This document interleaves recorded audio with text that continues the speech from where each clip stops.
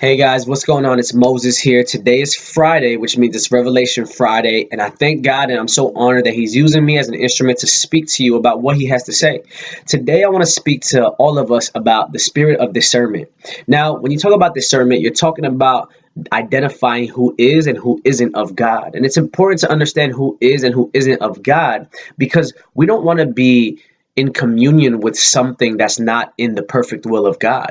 We're going to be limiting what destiny God has planned for us, or even delaying what God has planned for us. So we want to make sure that in everything we do, we are walking in the perfect will of God with no interruptions. So it's important to understand who is and who isn't of God.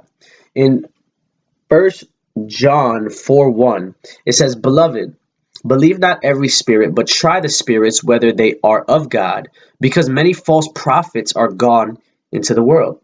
Now, there are so many people who say they believe in God, but they're false. Their false doctrine, the way they act is false because they don't even read the Word of God. Now, what we know is we have to test these spirits.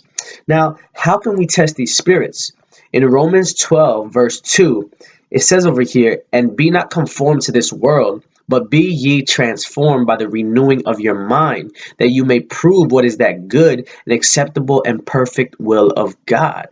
See, we're going to be able to prove what is that perfect will of God when we renew our minds with the Word of God. And we don't renew our minds with what's going on in this world, with all the TV, all the lust, all the sadness, all the movies that portray God in a negative way, where they don't even know God. We have to fill our minds with the Word, and the Word is what will help us prove what is that good and perfect will of God concerning another spirit.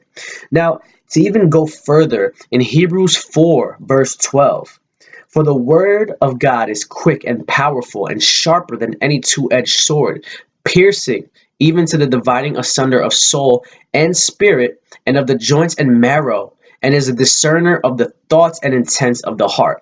See, when you're filled with the Word of God, you now have a two-edged sword. When you have a two-edged sword, you speak it, you're using your weapon, and you'll be able to see who has the same weapon as you. But when you use the weapon and it pierces right through someone, and you see the way they react to it, now that will help you prove what is that good will of our Father and prove what spirit is of God.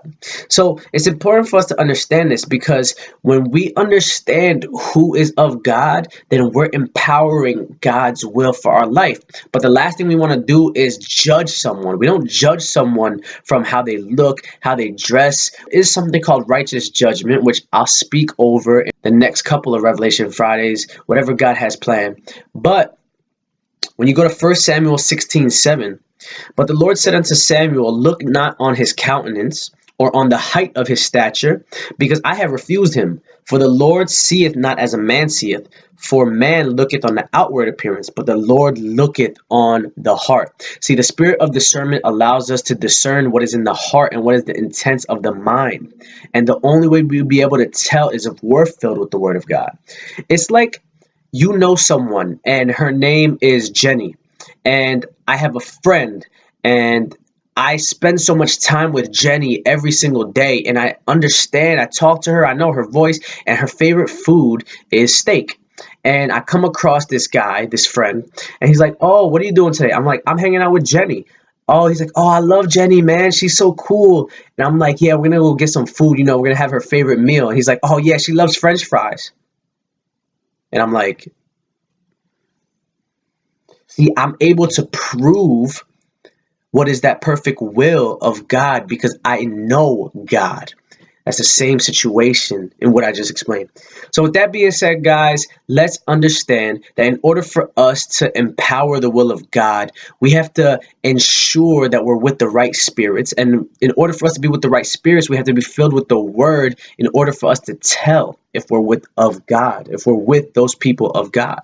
And whatever comes across our way, we're going to empower the will of God, but we won't judge. That is not our department to judge. There is righteous judgment, but again, we'll speak on that on couple next Revelation Fridays.